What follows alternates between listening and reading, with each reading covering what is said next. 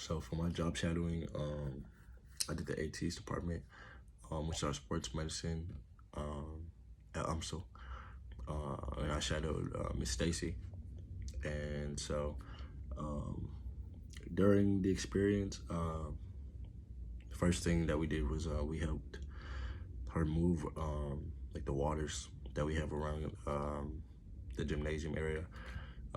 This just lets everybody get water and all that good stuff. So we filled it up, and then we took the little carts out from like the water room where you take an ice bath, put those up a couple hours before like games and before there was a volleyball game, and then there was a girls basketball game. So we did that.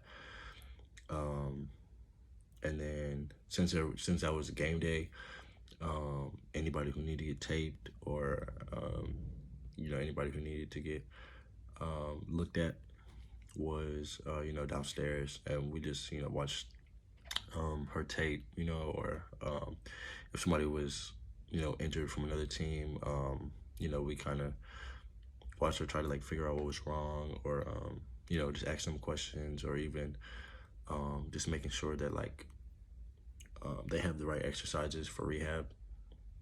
And so after that,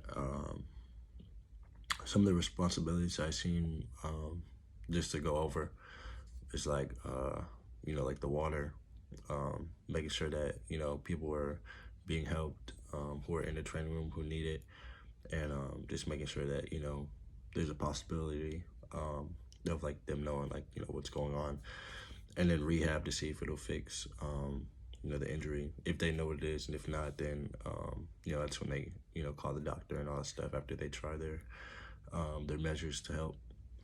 And then during the game, we basically just watched her. She stood behind the benches just in case any player got hurt. Thankfully, nobody got hurt that day. So, but she just stood around, make sure everybody was good. If they need a Band-Aid or ibuprofen, whatever it is. Some challenges that I've seen for personal, some challenges that I've seen were if a certain like injury came about, like say like a foot or like a shoulder or something like that, and it was hurting somebody for a couple of days.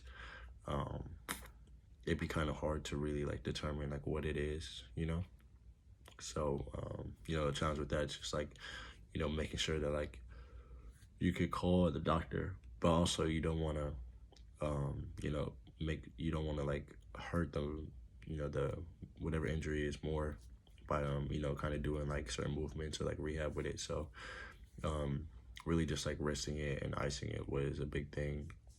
If she wasn't able to really like figure out what was wrong, if it was still hurting after.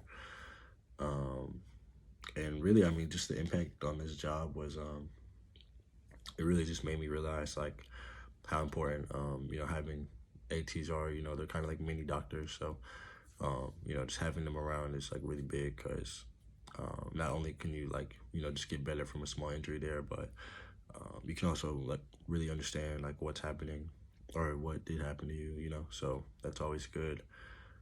For my career goals, I used to want to be in the sports medicine field, but I mean, that kind of faded.